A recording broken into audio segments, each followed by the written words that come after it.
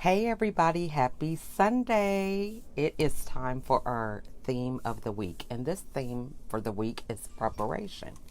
So I am going to start off with a quick little scripture. We're going to be reading Proverbs chapter 19, and we are going to be covering verse 15. And it says, laziness brings on deep sleep, and the shiftless man goes hungry. Okay? So let me read that again. Laziness brings on deep sleep, and the shiftless man goes hungry. So as you think about this scripture, you're like, you know what? I'm not lazy. Why would we even bring that up? Well, we have the tendency as humans to get lazy. You know what I mean? It's like you want all the fame and want all the notoriety, but then you don't want to do the work, right? We get tired, we start slacking, we hit the pavement hard one day, and then the next day we're burnt out. We don't feel like doing it. We're not getting any results because that is the nature of us as humans, is to get lazy. So that's why it's in the scripture. It tells you how you can combat that, right? So we're going to be talking about preparation today and why this is important. All right, so I also have an affirmation here. This is from Theodore Roosevelt, and it says, keep your eyes on the stars, but remember to keep your feet on the ground, right? So we can get so caught up in, oh, you know what, I am going to be accomplishing this goal, and I see it happening and everything, but we forget about our feet being on the ground. That's the day-to-day. That's the plan. That's the system, how you're going to accomplish this. So I forgot I'm going to be setting my timer because sometimes I get a little long-winded and Facebook acts crazy and kicks me off. So we're talking about preparation. So how do we prepare? So we're going into another week. A lot of times we're preparing for the end of the year. It's July. We got people preparing for back to school. All these different things that are just going to be like a new cycle. We're preparing for holidays or whatever. So we first have to have a plan. All right. So a plan is so important because it allows you to be able to have clarity and focus on what it is that you want to accomplish every day. Does this line up with where I'm headed? So if you are going to Texas and somebody comes to you and says, hey, I got this great idea. I just want you to go with me. It's in New York. Well, that's not even the direction that you're headed. So you're able to say, you know what, today it's not going to work, or right now it's not. However, after I get back from my destination or whatever it is you're doing, you might want to explore the opportunity of having a conversation. Sorry about this, guys. I wear contacts, so they're like watering. But anyway, so when you have that clarity to know where you're going, when people come at you with things, you won't get distracted because everything sounds good, right? People get really passionate about what their vision is. They have enthusiasm, but if it's not in the direction you're going, you have the clarity to say, you know what, this is not in my plan right now. Okay, so we're talking about planning now. So if we're planning now for this week, we're looking at, where do I want to be next Sunday? What do I want to accomplish this week, right? So we have to start off with a plan. The best way to have the plan is to think about one day at a time. Now, so how is that so profound? Because the Bible tells us that's all we can handle, right? He says you can start thinking about what you're going to do next month, next year. You don't even know. Tomorrow's not even promised, right? So the only thing we have is today. So this is key because if we plan our days successfully, we can have that compound effect for the end of the week getting where we want to go.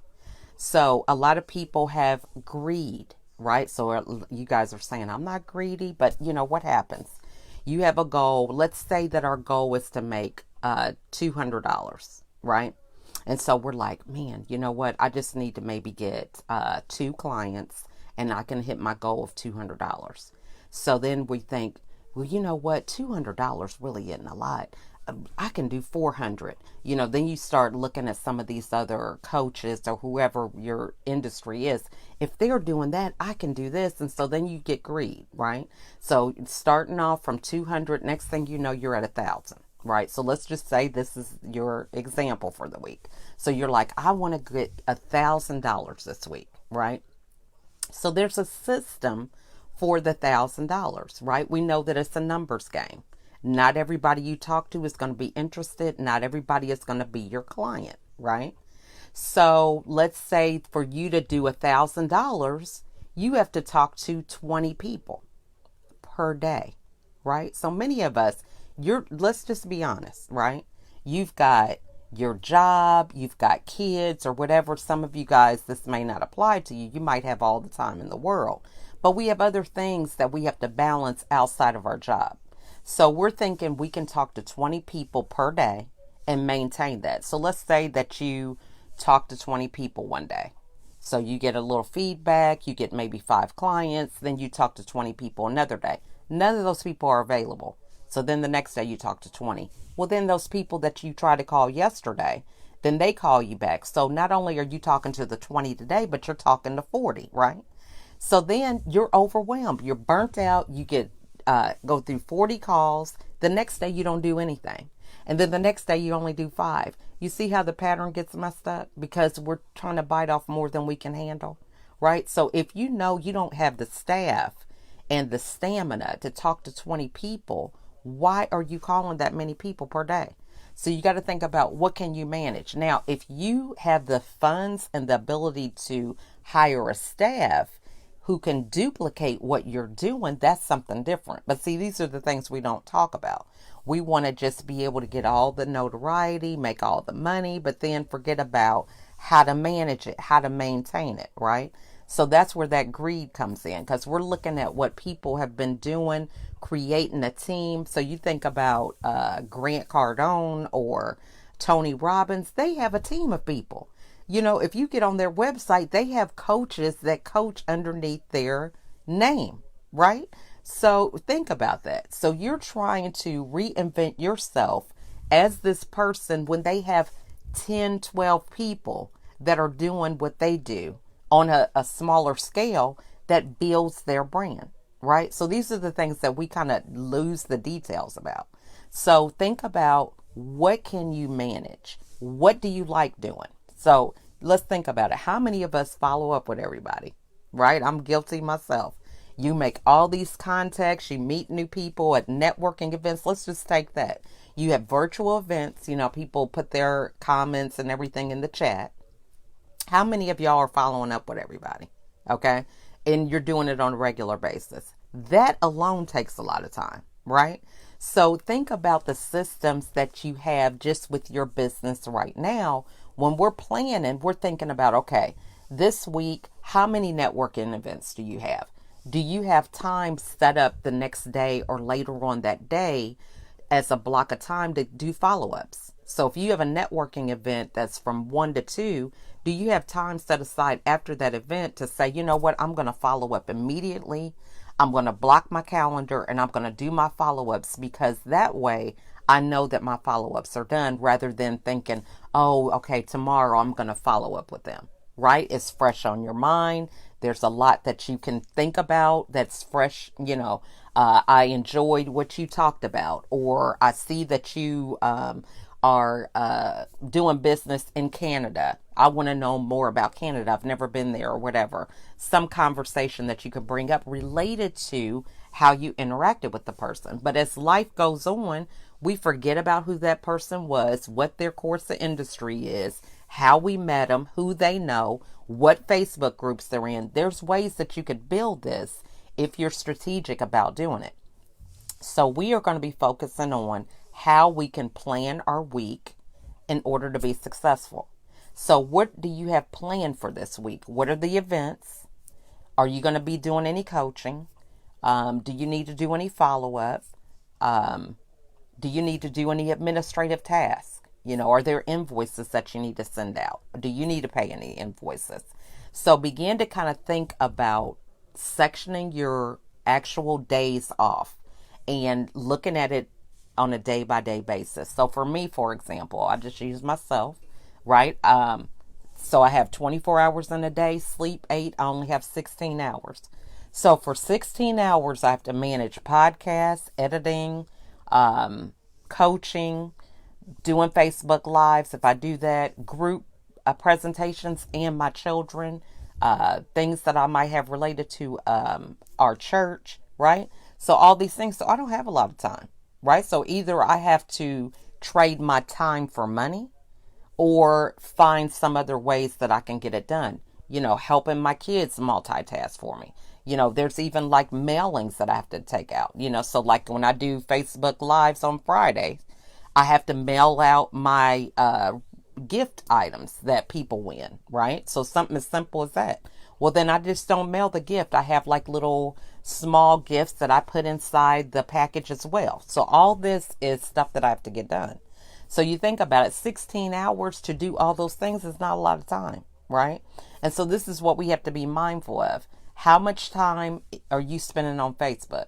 Now, if you have the time to spend an hour on Facebook, then you wonder at the end of the week why you don't have the money you need, right? Because an hour spent making contact with potential clients and talking to them about your programs is a more better use of your time rather than scrolling on Facebook that's not paying you anything, right? Not unless you're doing surveys or something that they're paying you for, right? So we have to be mindful of thinking about, if I have limited hours, either I'm going to have to pay to have other people accomplish what I need to accomplish in these 16 hours, or I need to find ways that I can maximize the hours that I am doing with things that are going to be income producing. So maybe you might be better spent to do a Facebook Live and then have a call to action at the end of your Facebook Live rather than scrolling on Facebook Live, right? Or getting on another platform. So just another example about greed, because some of you guys are saying, you know what, that's not me. I don't bite off more than I can chew. Let's just talk about social media platforms. Okay, so you see people that are on Facebook, they're on LinkedIn, Instagram, or all these other TikTok, right? And so you're like, you know what, they're everywhere. I just need to do that, right? So I'm good on Facebook, I'm good on Instagram, but I just need to expand my reach, right? So you have a certain schedule that you're doing with Facebook and Instagram, but you want to be on everything, right? So in order to be on everything, you have to post on everything, right? So right now you might be spending 2 hours doing these things on Facebook and Instagram. Well, if you're on every platform and you don't have anybody helping you, that's not just 2 hours. That may be 2 hours on each additional platform because you don't have any posts that are set up for that. You don't have any system for how you're doing these posts. You can get on there and do a post. Next thing you know, you're scrolling, looking at somebody else's post or trying to figure out who's following you. All that stuff takes time, right? So you got to think about, how can you maximize the time that you have on things that are productive? And one way to prioritize is to think about, what are my non-negotiables? What are some things that I have to accomplish every day, right? So I'll just help you with what I do. You have to have self-care, right? So that is taking time for you. I don't care if it's 20 minutes, an hour, whatever it is, you have to have time for self-care. Now, self-care for me is first thing in the morning. Because if I wait later on, I've got my kids, they have emergencies or what they think is an emergency. And my husband might have an emergency, or we might have a church member that has an emergency, or I might have a client that has an emergency, or somebody needs to reschedule, or I have a spontaneous call from somebody, a lead that I've never met, right? All these emergencies can occur. So you have to take care of you first thing in the morning, right? So that's the first thing. So depending on what that self-care looks like for you, that takes some time. So me, it's like anywhere from an hour to 2 hours, right? So then you have your self-care. Well, I'm down to 14 hours, right? Well, then you have to eat, right? So this is another thing. People get so caught up in working. Oh, I'm working, I don't have time to eat. Well, you're not going to have very much work getting done efficiently, because if you're not taking care of your body and the nutrients that you need, you're not going to have the energy to maintain it. You may do good one day, but then by the end of the week, you have lost your sail. You are just running on empty, burnt out, not having clarity, okay? Sleep deprivation. A number of things could happen from not eating right. So you got to take care of how you eat. So then that's breaking out breakfast, lunch, and dinner. So you take 30 minutes for each of those. Let's just round it out to 2 hours. So now you're down to 12 hours. So if you have kids, right, and you want to spend some time with them or whatever, make sure they're doing chores or doing anything around the household. That's a couple hours. So then you're down to 10. Well, then you need to work, right? So 10 hours, that's what you have to do to work. You have to divide your time with those work responsibilities. You know, you're not going to be just doing whatever it is your craft is the whole time.